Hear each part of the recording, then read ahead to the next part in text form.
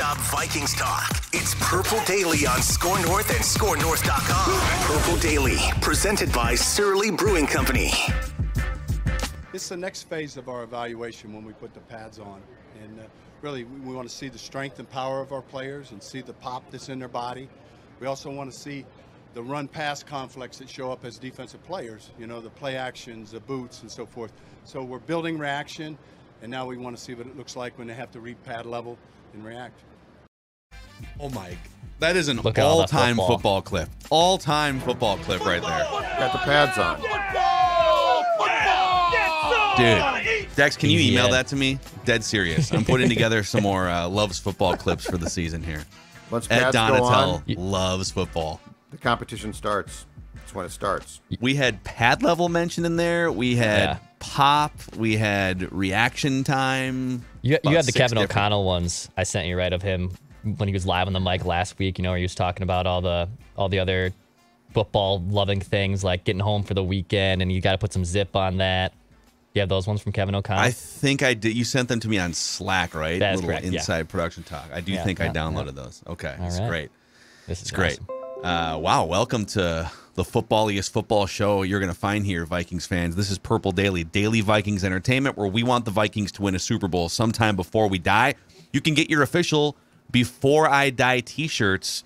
This is the last day of the Score North and Purple Daily pop-up shop at scorenorth.com/shop. That's SKOR North.com/shop. We got the Before I Die t-shirts, long sleeve, short sleeve. We got Purple Daily trucker hats, koozies, Score North shirts. So you got one day here, and then at some point we might open up another pop-up shop, but there's no guarantees. This might be the last one ever, the last chance for you to ever get one of those Before I Die t-shirts. So operate with urgency. The show is presented by our friends at TCL, one of the world's best-selling consumer electronics brands. They have a new lineup of award-winning TVs delivering the most entertainment with stunning resolution, all at an affordable cost. Enjoy more of the things you love with TCL. Okay, it is time for Judd's camp notes here. Judd is out there grinding at Vikings practice on a daily basis.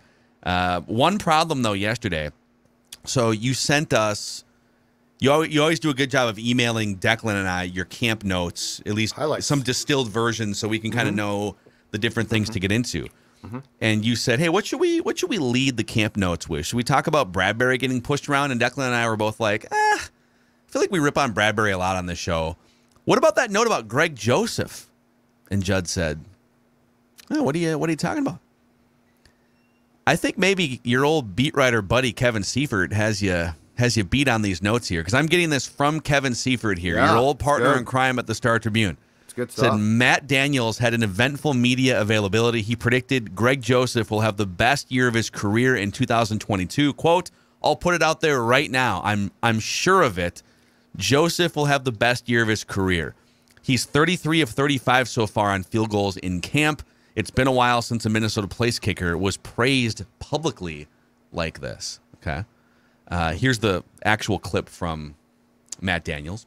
The utmost, highest confidence. I put it on record right now and say that I firmly believe that Greg Joseph will have his best year in his career this year.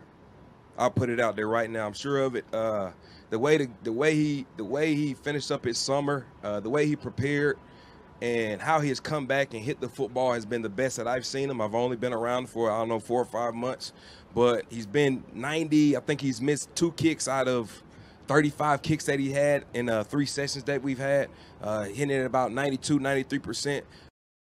You too good for special teams press conferences? Is that the point in your career you're at? I draw the line at special teams press conferences.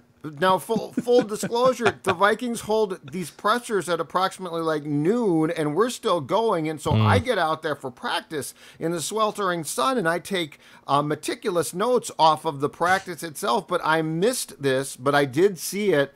And is this not one of the greatest bits of reverse Zim psychology of all time? Okay, Matt, go to the podium. And by the way, I don't think, because it's done way off to the side, I don't think anyone so far in camp has been watching Joseph kick. So, like, he could be 2 of 35, and we'd be like, oh, no, he's made 33 of 35. He just said so. So, anyway, yes, I think that among the big bad Zim is gone things, this might be my favorite one. And I did ask Daniels in the spring, I said specifically, you know, how do you go about handling kickers in a place where they have not always been handled well? Well, clearly it's to pump up their tires. Good for them. I love it. I love that Judd is above special teams. I like Matt. I told you, I conference. see this guy as potential I head like him coaching too. material. Yeah, He is no, very you're on it. authoritative, but yet it works. I like it. No, I think this guy has a future as a coach. Yeah, and this kind of, when I saw this clip and saw the quotes, it just kind of blasted me in the face. Like, wait, what? We're empowering kickers around here now? We're not just treating them like fragile-minded golfers who, you know, have lost their swing in the middle of a round. I mean, Zimmer would rather there just be no kicking in football. Oh, he hated it. Let's just replace it with something else. Maybe we can just replace it with like 2 defensive tackles arm wrestling each other or something, and the winner gets 3 points once a team crosses the 45-yard line. So whether Matt Daniels believes this or not about Greg Joseph, the fact that he's going out completely opposite of Mike Zimmer and saying, I think this dude is primed for an amazing season. This is it. We've had Ryan Longwell on as our sort of unofficial kicker psychologist on the show throughout the years, going back to our old radio show too. Mm-hmm. And he always used to point out just how bad the Vikings organizationally have been, mostly under Mike Zimmer since 2014, constantly switching up a long snapper last minute over here, a holder over there, bringing a new kicker every other year. It just needs to be settled. These guys need to have confidence. They need to be empowered. And so if this is any evidence as to how Kevin O'Connell and Matt Daniels are going to treat Greg Joseph, I like it. It's kind of corny, but I like it. Well, I mean, what Zim did served no purpose. Like, you might, and he did, hate that position, hate the fact that, you know, these manly men practice on fields for hours to get set to, you know, basically try and attempt to beat the snot out of each other, and then at the end of the day it comes down to a guy's foot. But the reality is it does, and that's not going to change. And so why would you treat those people like, oh God, oh no, a kicker? And I will give, going back to Childress, one area where I will give him complete credit is this, in the kicking game, right? First of all, he came here and said, this place has been really sketchy. Like, they've run through a lot of kickers, right? I'm going to go sign one in Ryan, who I know is good, and he was. The other thing that they were very smart about was it felt like they did a really good job, for the most part, of leaving the snapper, holder, and kicker as a team in place. Yeah. And Ryan has talked about that, too. You know, I mean, Mike, if you had a bad game snapping, Mike had the same patience for you that he did for a bad game kicking, which was, let's replace him. Okay, dude, you do that, everything changes. Yeah. So it's kind of amazing how kicking precision has changed over the years. If you go back 20 years ago to the early 2000s, the NFL had one kicker make 90% of his field goals. It was Olindo Mare. Remember him with the Dolphins? Sure do. Back in the early 2000s. So he made 90.5% of his field goals in 2001. Wow. Last year, there were 10 kickers that made at least 90% of their field goals. And 20 kickers made at least 85% of their field goals. So the margin for error, and then you want to compare back to like the 60s and the 70s where, you know, you got a guy with a clubbed foot and they're running straight on. They got a cigarette hanging out of their face mask. And if they just kind of, if they make like 50% of their kicks, then it's a success back in the 60s and the 70s. So you had Justin Tucker made 95% of his kicks, including an NFL record 66-yarder to beat the Lions at one point. These guys are just cyborgs. You had Daniel Carlson made 40 field goals last year. 40 field goals for the Raiders. 40 for 43 at 93%. You see him kick? Yeah, he had one bad game, and Zimmer was like, "Get this guy out of here. Guy's a clown." He basically, Mike spent the exhibition games of Carlson's rookie year intimidating him and ruining him. Yes. I believe he went for 2 at one point. I think that was Carlson. I think he went for 2 at one point in an exhibition game because he had lost faith in the guy to kick an extra point. Rather than empowering him and saying, "Hey, dude, don't shake it off, man. It's all good. Just let's get a few out and get the nerves out." No. And if you miss, who cares? Greg Joseph ranked 18th in the NFL last year in field goal percentage, and then he also missed 4 extra points out of the 40 attempts. Yep. So there's a lot of room for improvement there, but if you just look at like the automatics, he only missed 1 kick inside of 40 yards all year on the field goal front. It happened to be the game winner against Arizona, so it was one of the highest leverage kicks of the season. But he was good. But there's another level to get to like the Justin Tucker, Daniel Carlson, sort of Matt Gay for the Rams, where you're up closer to 95% on your makes. Right. And this does now, I think, at least open up the possibility of it not being the worst idea in the history of football if you draft one with a big leg. My argument was always, why are you giving that to Mike? Mike doesn't want a kicker, and a rookie is going to collapse, and they often did. I think now, if Kwesi sees a kicker that has a huge leg and takes, I don't know, a 6th-round pick, right? Takes that guy as a 6th-round pick. I don't think it's nearly as questionable of what the hell are you doing, because the coach, and probably just as importantly, the special teams coach, they are both going to have a positive attitude about the fact that guy has a huge leg, and there might be some early problems. But as we've seen with Carlson, the payoff is enormous. Yes.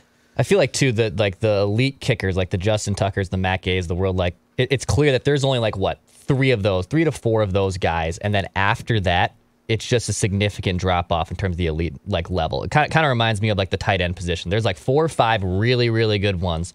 But then like if you were to rank tight ends, especially like fantasy football wise, the 7th tight end to like the 16th tight end, ton of parity, right? Like almost the same guy. But kickers honestly have this unfortunate situation where, to Judd's point, the game comes down to their foot. And like there's a chance for them to win the game. And Greg Joseph, obviously in the Arizona game, is the one he missed, and everyone remembers that for. But there's an empowerment to them, and they're different from any other breed in the football field. And it's hard for them, I think, to go from that, hey, you're a good stable kicker, to being an elite level kicker overnight. But here's the crazy thing: it's not that I disagree with you. I agree that Justin Tucker is just a cyborg above all else. If you look at the 14th ranked kicker last year, just off field goal percentage, Graham Gano, veteran Graham Gano was 14th in make percentage. He missed 4 field goals all year. He was 7 of 10 from beyond 50 yards. Chris Boswell was 10th. He's the Steelers kicker. He was 10th on the field goal percentage make list. He missed 4 field goals all year, 36 of 40. He was 8 of 9 from 50 plus yards. So I just think, like, in today's NFL, you really only get 3 or 4 misses all year on your field goals until your job is in jeopardy. If you miss 5 or 6 field goals, you're basically fighting for a job at camp the next season. It's kind of crazy. And you have to do, I think, as a coach, everything in your power, though, to accept the fact that kickers are often going to be different, and you have to find any sweet spot you can to, like, get them comfortable. The fact that I was told that at least twice, including the game that Dex talked about against the Cards with a miss, that the Vikings didn't get to the hash mark that Joseph prefers is ridiculous. On that the Cardinals one. The Cardinals game, yeah. I think he kicked from the right hash. He preferred the left hash. Why? And they basically Why did that happen? And they had time, right? Yes. Oh, no, they did have time. Him. I don't know why it didn't happen. But, I mean, you have to do everything to put that guy in a position where he says, from a starting standpoint, when that ball snapped, I'm as comfortable as I can be, right? Not, well, just kick it from any hash mark. I have a leadership question that half the audience is going to hate, okay? What percentage pie chart of blame do you divvy up for the ball not being on the correct, comfortable hash mark for a kicker for a game-winning field goal? Where you've got time, you got a couple plays, you've worked your way inside the 50, you have at least one play to just set the guy up wherever he needs to be set up. Is that a coaching communication issue? Listen, this is where people are going to hate me. If I'm the quarterback, one of the questions I would ask in training camp is, hey, when we get into these situations 3 or 4 times this season, where do you want the ball to be? How can I help you? Of course, now I'm blaming Kirk for a missed 36-yard field goal, but, someone needs to, whether it's coach or quarterback, someone needs to be on top of that. It lost them a game. I highly doubt. So when it comes to the players themselves, it was, I think, Kendricks who brought up a culture of fear culture of fear with the Vikings. It's going to be nice not to have a culture of fear. If you're a linebacker, defensive tackle or something, it might sort of suck, but you know what? Culture of fear, play through it, baby. You're a football player. I firmly believe, and this might not be fair, that when it comes down to kickers, though, that's just another sign that not enough people cared about the things that they needed to. And I really do think, and I would love it now in retrospect to hear stories, I do really believe that the specialists were treated as like afterthoughts. And that's ridiculous.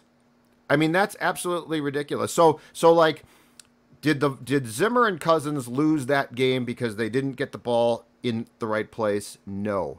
Is that sort of the mentality? And this is a very important thing because nuance and small. We talk about what in sports? Being detailed, right? You got to be detailed. That's a detail. That's an important one. And Greg Joseph, it needs to be as comfortable, and you can call him whatever you want, but he needs to be as comfortable as he possibly can when his foot hits that ball. It might be that, 85% of the blame is on Greg Joseph for just not making a 37-yard field goal. Yeah. But the 100%. 15% of blame, whether you want to give it to the special teams coordinator for not running over to the coach or the quarterback for not being curious about, hey, where do we want this ball to be so the kicker feels comfortable, right? That 15% of blame matters too. And it looks like maybe this coaching staff is going to have a little bit more attention to detail on some of this stuff than the old coaching staff that didn't give a rip about what the kicker thought. Hey, Mike, how would you shut up? Go back to the sidelines. Are you still here? We should potentially, too, because I'm just looking at the thumbnail right now. Like, I'm looking at the pie chart of blame thumbnail from the day after that Greg Joseph miss on our YouTube channel right now. Did someone blame Kirk? Did one of us blame Kirk? In the description, for scoring 3 points in the second half? There's nothing in the description that says I should honestly listen back to this episode today just to see what we said about it. But in the thumbnail, it's Zimmer deserves blame too. That is the thumbnail of the Greg Joseph kick, which is to our points of, yes, is it on Greg Joseph? Dude, you're a kicker, left or right hash. Like, how much does that matter? Might matter a little bit, but at the end of the day, you got to make your damn kick. And I'm pretty sure that's what I said. Like, I don't care if it's on the right or left. Please make the 38-yard chip shot.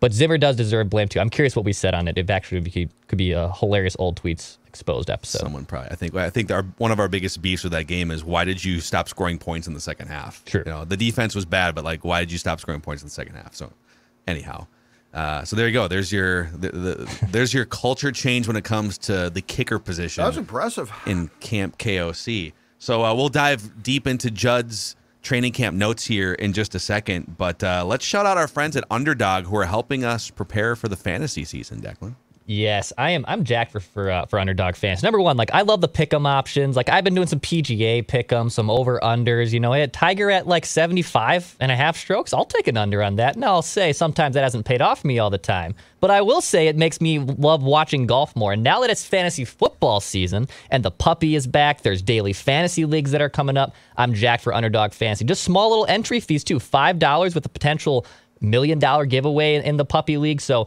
Underdog Fantasy, promo code SCORE, SKOR. If you make that your promo code, they will double your first deposit up to $100. Underdog Fantasy, getting old Dex tweets back in the fantasy football game because there's no league management. They do it all for me. They set my lineup. I don't have to worry about waking up and checking a bye week or a last second injury. Underdog takes care of it. Underdog Fantasy, promo code SCORE, SKOR. Then they'll double your first deposit. A shout out to our friends too at Equity Partners. So our guy Ryan is one of the co-owners of Equity Partners, huge Purple Daily listener and fan of the Purple. And what they do at Equity Partners is they make the house selling process 100% hassle-free for you.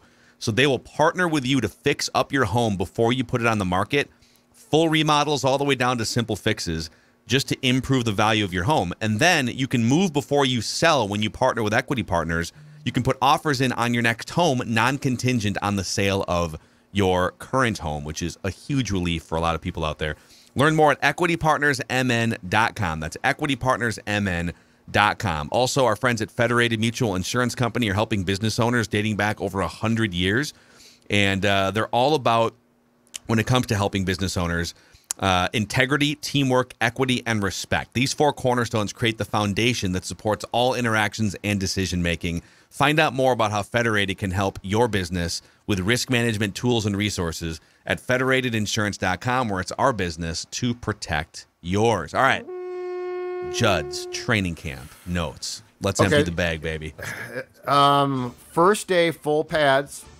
Yeah, the excitement was palpable. Started at 2:15. Let's do it, baby. All right, let's go get it. 2:15 p.m. Central Daylight Time. Went till 4:11 p.m. All right? Notebook in hand, phone in hand. Every resource I could possibly use, I used to the legal parameters of what I'm allowed by the Vikings LLC. And here's what I saw. Let's go back to the note I talked about that I discussed potentially being the lead to the show, because it's going to become a story if it continues. Because we did get one-on-ones, the first team against the first team. We got this first team offense against the second team defense. We got the second team offense as well against the first team defense. We saw a lot. Harrison Phillips in the middle looked good, looked real good. Strong man, strong as an ox probably. And that is indicative. That is indicative of what exists around this league. Like, he is not like, oh my God, he's Aaron Donald and nobody else is like this. So this is going to be perfect for the work that we want to see, right? To prepare everyone for game day. And Garret Bradbury got pushed around. Garret Bradbury again a couple of times. There were for sure a few sacks, including one I believe by or what would have been sacks if allowed by Hunter.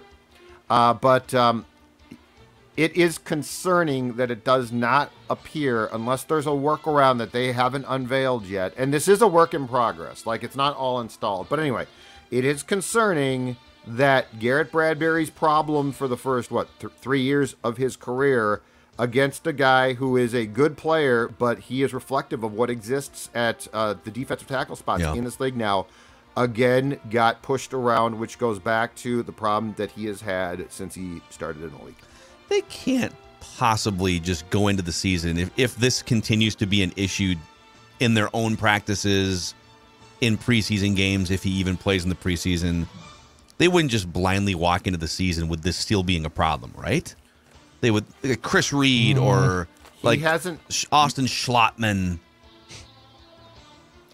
I don't know. Like, I have no idea. Like, right now, at least, all I can tell you about is what I see. I go out there, I make the drive, I go to the field, sunscreen on, baseball cap on, notebook in hand. All I can tell you is what I see. And right now, there is no perceivable backup plan that would qualify as a threat.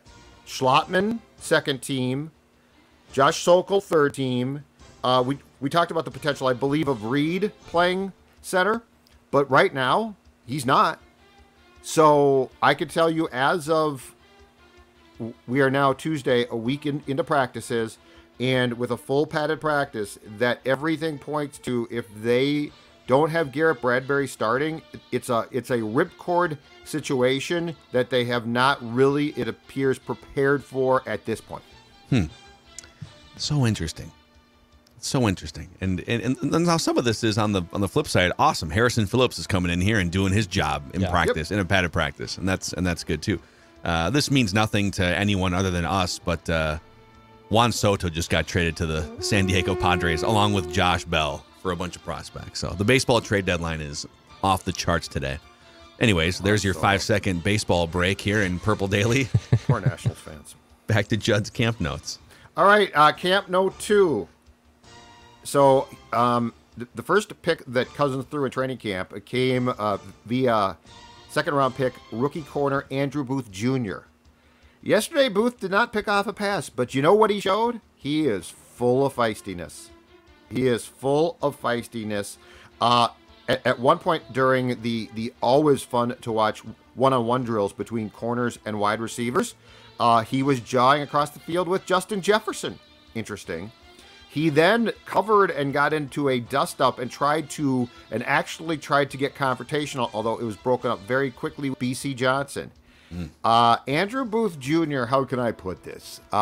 It appears he plays with what I would call a chip on his shoulder. Does he play with an edge, too? He definitely plays with an edge. Yeah. Now, this might be, I don't know, coached out of him a little bit, but I sort of like the cockiness, as long as you can back it up. So, like, if you stink, Breland last year. You know what, dude? You're just not good, so shut up, right? Unwarranted cockiness. Unwarranted, right. But if it's warranted, if you're good, I don't want to see you draw penalties, and I certainly don't want to see you anger receivers to the point of, oh my God, you've unleashed this player. But I do like to see a receiver a cornerback who holds his head high and is like, yeah, you know what? I'm pretty damn good. Andrew Booth Jr. is my candidate for the most likely to start a training camp dust-up, and I don't know I mind that completely. New Netflix miniseries, Unwarranted Cockiness. Declan Goff takes over the North Loop in Minneapolis. Oh, yeah. I would actually say that chapter was like 2020. I think the peak of that hit about last year, and now it's on a decline. But yes, there was sunglasses on. There's a reenaction. Yeah, maybe a backwards hat, a little bit more, a deeper V-neck than this one. You know, like one of those situations. No one needs a deeper V-neck ever. Yeah. Amazing. All right. Anyways, back to the camp notes. Yeah, I love it. All the reports on Andrew Booth Jr. are great here early on, and I think the biggest question is, where does he sort of fit in early in the season? Do you just kind of hide him behind Cam Dantzler and Patrick Peterson? These are great problems to have, because there was a time not that long ago, like 6 months ago, where you looked at the Vikings cornerback situation and said, okay, so Cam Dantzler is signed, Patrick Peterson's a free agent and aging, and they don't have a slot cornerback. They brought Patrick Peterson back. He's kind of a league average guy now at his age. Chandon Sullivan is fine in the slot, but I think Andrew Booth Jr. just makes you feel a lot more comfortable beyond 2022 that, hey, if you need to roll with, if Booth keeps progressing this way and it's Booth and Cam Dantzler at the corners and they're both under team control, rookie scale salaries, like, that's really appealing. It might not work out for him, but Booth is here to challenge for a job. He ain't here to be a backup. He ain't here to watch football. He's here to play football. All right, next observation, the daily backup quarterback update. Backup quarterback update. We got to figure out a sounder for this. Kellen Mond and Mannion both got work with the second team. And I'm going to tell you right now, the third team line, not surprisingly, is barely getting any work, okay? Because there's not a complete slappy Jake Browning, Nate Stanley type, that third team line is getting some work, but it's sporadic at best. The second team line is getting pretty substantial work, and Kellen Mond, to me, was the first quarterback yesterday to get that work. So Mannion got some of it. I'm not saying that it was like clear that, oh my God, he's the third team quarterback right now, but it's very interesting, the coaching and the attention, and it's smart that they are giving to Mond now. He definitely looks the part more. I'm not saying he's going to be good. I have no idea yet, but I'm just saying, as far as watching him, he's made some nice throws. He is right now taking too much time, but it's a new system. So, like, let's see in a couple of weeks and as we get to the exhibition games. But the point is, Kellen Mond continues to get what I would consider to be, gentlemen, a very legitimate chance to at least be the backup quarterback. Is he showing command in the huddle? Football. You know, I can't tell yet. So here's what I think I'm going to do today. Change of plans for me today. Wow. You're going to shadow Kellen Mond. So, no, here's what so we are, so they cut off, we're allowed to film on our phones and stuff from 2:15 to 3:15, and then they start team drills, which would clearly be the greatest stuff. But, you know, we are on, and it's been nice, on the sideline, watching from there. Today, I think I'm going up in the stands. I feel like I could see more up there. And because I can't film, technically, it's not like I'd be sacrificing a good place to film from. So I think I'm going to, because I can't see through, like, players at times, and, like, it's hard to see, Phil. You've been there. It's hard to see some certain things, like the actual break. And I know it sounds funny, and I'm not being funny. The break of like, when the quarterback is, you know, serious. On three, the huddle. So I'm serious. I think today I'm going up in the stands to try and get a better view of some of the questions that you're asking that I feel like I don't have command of yet. You know what's funny about doing that is that because you are a credentialed media member, I guess technically would you be allowed to take that video? Like, fans can take whatever video they want. They'd be very upset. They would. And I wouldn't do it. Yeah, I'd be violating. Over here. I'd be violating the. Hey, Judd, you got a second? You know Hey, Judd, what? got a minute? Why don't you step in over here? In my old days at the Strib, I would have challenged this big time. Yeah. You know what? Now I feel like we're tight with the coach. You know, KOC loves us. Yeah, or something like that. Camp KOC is going very I'm not smoothly gonna, you know to what? this point. I'm not the guy to shake the tree here. Does the PR guy pull you underneath the bleachers? Does he put his arm around you? Is he more of just a hand on the hips kind of a thing? Does the sunglasses come down? And I've I have a known lot of Jeff for a questions. long time, so Jeff would call me. Bob would, back in the Bob days, he'd saddle up to me. But, you know, Bob was always slightly embarrassed, too. So, like, he would never, like, yell on behalf of the coach. He would just express the coach's dismay. The worst was, like, I can tell this story now. The worst was when it was all falling apart on Childress in 2010. And like Brad and I wouldn't say that we were tight, but I mean, we definitely developed a pretty good rapport, and you know, he tipped me off to a thing or two, not a lot. Judd, but then it all goes sideways, right? Radar up for this. And the Moss thing happens, and that Moss thing was just ugly. I mean, it was just so poorly handled, blah, blah, blah. So before I think they played the Cardinals, shortly after that, Chip and I basically had talked to a bunch of players on background about like what was going on here. Why had this fallen apart so badly? And I mean, it reflected on Brad. And so we wrote this Sunday story. Poor Bob Hagan calls me that day, or the next day, or 2 days after, and says, "Meet me outside." And I'm like, okay. So I meet him. Brad's and Bob, to his credit, said, "I don't want to have to do this, but I was asked to." So like, I was not being yelled at. He did nothing wrong. That's a tough He spot. hands me an envelope with a letter from Brad Childress' wife. Oh my! What, dude? Expressing, Was it handwritten? Handwritten or typed? Expressing her disappointment because I had been I had gone out to their house, to do a story before 2010, and the USA Today around the same time had done like a defense of Brad, like they talked to Brad, and Brad's like stating his case for why he did this and that, and within the envelope is the USA Today piece, and I think she wrote like, "We didn't invite this person to our house." Oh no! So they kind of thought we invited you to our home to write a feature, and therefore like we're tight and then forever.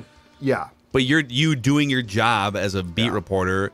Things are going sideways, and you get a bunch of players who are pissed off about things. Poor Bob had to give me that, and to his credit, he's like, "I don't, this isn't my choice, but can you take this?" I'm like, "Of course." So you tried Mrs. Childress potato salad, and had a nice dinner, and then you just brought her a bottle of ripped wine, them a year too. later. You brought a bottle of Cab or something? What'd you bring? My God. I mean, they invited me. It was very nice. Well, what was for dinner? Did you have dinner? They invited me.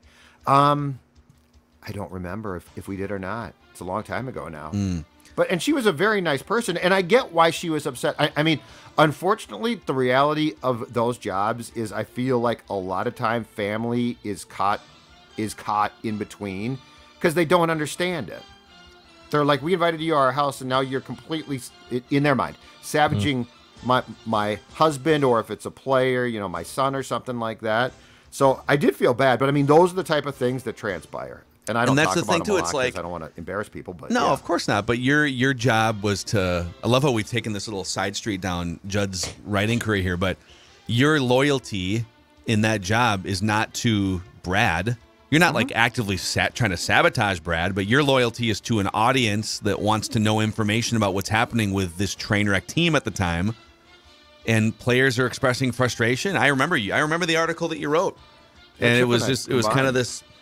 Yeah, it was just kind of this. What was going wrong? Yep. Here's all the stuff behind the scenes that people are pissed about, and it's the truth. And you're serving the audience. And man, be fun to get Brad on this show at some point, but I don't think he likes you. So I don't know if he likes me now or not. Like, it's been so much time. Because you guys could hash this out 10 years later on the show. Wouldn't that be? Yeah, and I you know what? Brad's a smart guy. I think in retirement now he would probably say that the Moss thing was handled poorly. Yeah. By him especially. But anyway, all right, back to camp notes. Amazing. Segue, back to camp notes. Okay. Yeah. So I mentioned the fact that the offense is a work in progress. They installed a lot in the springtime.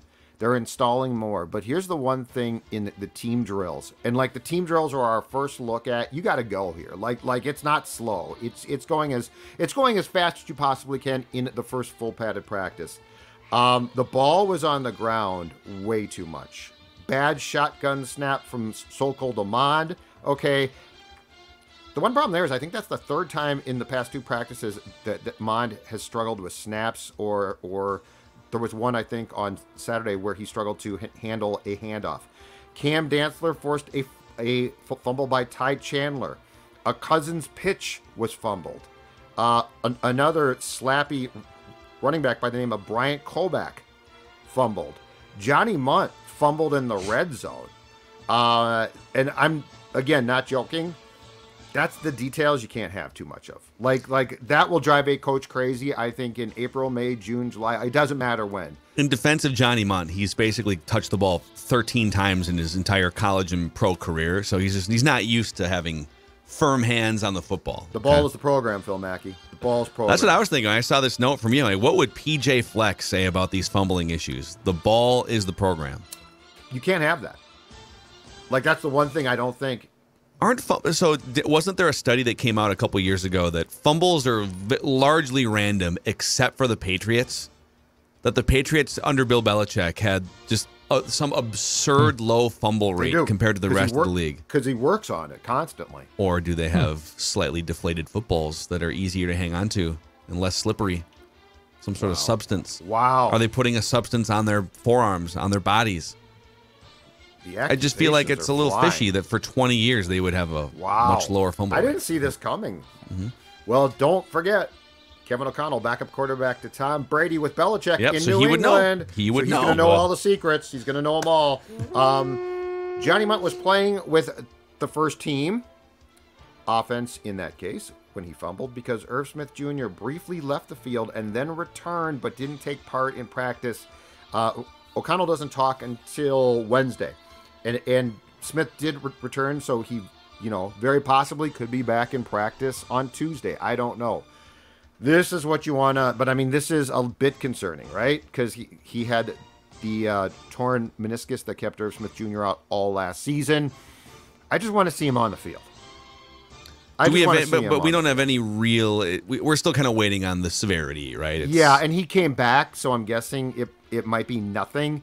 My point is, if this had been a guy who didn't spend last year on the shelf, I might not even mention it because it's just like we don't know a lot. But Irv Smith Jr., I think you have to very much keep an eye on participation here.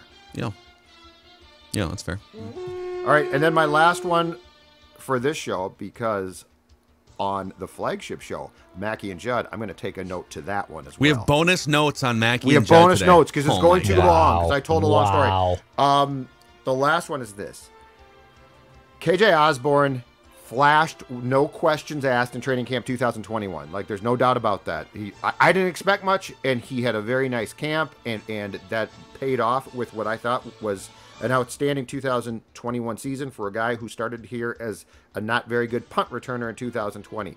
KJ Osborne did drop a ball early in yesterday's practice, but to offset that, he made a couple more great grabs.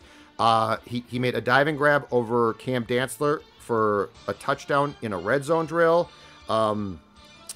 He beat another backup cornerback for a nice catch. The fact is, KJ Osborne was used, I think we can all agree, somewhat effectively last season. I think the usage is about to go up. And I would just, for fantasy football purposes as well, KJ Osborne, to me, very much is becoming a guy, and this is probably the most important thing, who Cousins trusts a lot. And so going into this season with the new system, I'm just going to say this. Don't be surprised if his statistics spike a little bit more than they did last year. I like it. To what extent are they trying to make him a punt returner again? Because I've seen that he has mixed in with some of the others. He is. I saw a little bit of him yesterday. Amir Smith-Marset. I think he definitely has a chance. The question, I think, then becomes this. If you're going to use him a lot in, 3 receiver packages, do you also have him return punts consistently. I don't know about that, but yes, he is definitely being considered to be back in that role, where I think we can all safely say in 2020 we were all underwhelmed by him as a punt returner. I think the best case scenario here would be Emir Smith-Marset, because he's not going to get as many looks in the actual offense. So if you can find a way, an extra 3 times a game to get him a chance to get out in the open field and use that speed. But that's the thing about punt returning. It's like kick returning is a little bit more about open field speed, because you're getting kind of a running start, especially the way that kickoffs are. Like, you might catch a ball 8 yards deep in the end zone and get a 25-yard running start before you reach anyone, and now you're at full speed. Punting is more about juke. You can't fumble. Quickness in a small area, not fumble, and then can you even get to your top speed half the time? And the answer is usually no. It's a different skill set. If you're going to score 2 touchdowns on punt returns, which is great, but you're going to fumble 3 times, I don't think it's worth it. Boy, that's a good question. I think it probably is worth it if you're telling me 2 touchdowns but or 3 fumbles. But if you're going to fumble 3 times, do you lose the 3 fumbles? And that's sudden change in the opponent's plus territory. Sudden change in the opponent's plus territory. Yes. I don't think Plus it's territory, dude. In the plus territory. I don't think it's worth it. Plus territory is death. The football's the program. I love sudden change. We got a sudden change. We have a sudden change, everyone. Sudden change. You got a sudden change. We got to go. Chip Scott, we got to go. We actually have a sudden change on the show here this week. We have a new partner here with us on Purple Daily, Finch Home Solutions. That's exactly right. If you're not handy, which the 3 of us kind of fall into that category, if you just are a little nervous about electrical things, it'd be helpful for you. Finch is my friend because, as Phil just said, Finch can do what I can't. And look, the reality is this: a very Zolgadian thing here. Pick your lane in life, right? Don't try and do things you can't do. Don't try and impress the girlfriend or wife. Oh, we have a wiring problem? I'll fix that. You know why? Because you'll burn your house down. And do you want to do that? No, you don't. And that's where Finch Home Solutions comes in. They can take care of everything from faulty outlets to flickering lights to installing or repairing electronical panels. Ladies and gentlemen, I can't do any of those, but Finch can. A smoke detector, which of course is incredibly important, needs an update, or perhaps your home needs rewiring. Finch is the way to go.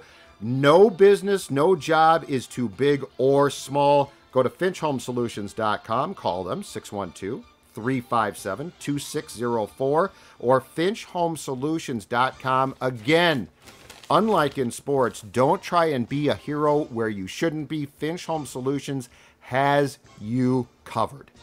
Love it.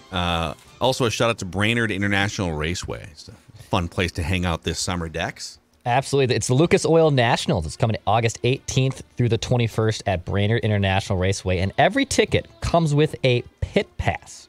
That's right. You can get a pit pass. Fans can watch them tear down their race cars, rebuild them between races. You're standing within feet of the crews as they crank up those cars, and you smell that nitro fuel. Oh, yeah, it just gets me going. I mean, in fact, you know what? Football. Yeah, give me the football. Thank you. I can't confirm if it's Nas, but I will. The nitro fuel, like that is just, give me all of that. Absolutely. I might just do that before every Vikings event line now. I want just a big old mouth of nitro fuel, and I can get that at Brainerd International Raceway, okay? August 18th through the 21st, Lucas Oil Nationals. For your tickets, go to BIRMN.com, BIRMN.com for tickets. And again, don't forget, the Score North and Purple Daily pop-up shop closes at midnight on this Tuesday here. So if you want your Before I Die t-shirts, by the way, free shipping on all items here. If you want your Purple Daily trucker hats, koozies, go check it out, scorenorth.com/shop. And if you missed it yesterday, we unveiled 2 new shows under the Purple Daily umbrella: Realistic Randy Rants with Randy and Dex, and Before We Die with Jesse and Thor. And you'll be able to hear those every Monday. And plus, Before We Die also on Thursdays. And we're working on a couple other things, too. We're excited for the season. Just about a month away from the actual 2022 regular season. But until then, we get more Judd's Camp Notes, both on Purple Daily and bonus notes on Mackie and Judd today. Look at this tan. I'm out there in the sun. You're like a golfer. You got a little, it's like the sort of the white forehead with the tan face underneath. Look at you, man. Well, yeah, you ever see Stuart Sink without a hat on with his bald head? It's literally just like a There's line. my hat now. Yeah, that's a little goofy. Does that fit you okay? Yeah, hold on a second. Watch this. Because got the it's not on your headphones head. Oh, okay, there we go. What you really got to do is get the back of your arms, because that's when I golf, I always forget the triceps. You got to get the back of the arms. No, I'm good. I'm good. I got the spray, baby. I get out there, I spray it all over myself. It's fantastic. Let's try some deodorant there, too. All right. See you guys tomorrow. Purple Daily Vikings Entertainment.